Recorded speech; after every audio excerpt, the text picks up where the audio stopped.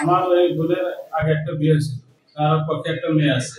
মেয়ে এই আমার বোনের সাথে থাকে, অথবা আগে 10 বছর আগে সারা ছিল গেছে, আবার আগে বোনের যাওয়ার সাথে পরে এই বোনের সাথে সম্পর্ক করে বিয়ে করছে।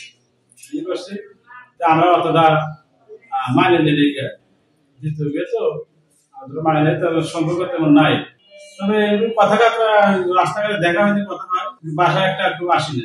11:30 দিক দিয়ে শুনি যে দুজনে মারা গেছে, গলা কাটছে। কিভাবে মারা গেছে আমরা দেখি। আপনার ভাগ্নিটা?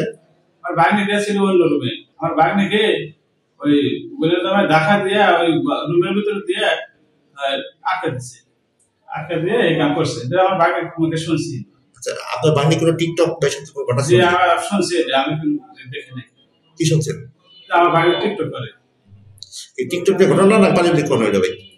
টিকটক দিয়ে ঘটনা আমি বলতে পারছি। টিকটক করে এটা আমি জানি। জামাই কষাই। আমরা শুনেছি যে তার পাশের একটি ফ্ল্যাটে সাবলেট 3 জন, 2 পুরুষ 1 নারী থাকতেন। আমরা এটা শুনছি, কিন্তু আমি দেখিনি। সম্পর্ক নাই দেখে আমি এগুলো খোঁজ নেই না। আপনার বোন কি করতো? বোন আগে চাকরি করতো, বর্তমানে চাকরি করতো।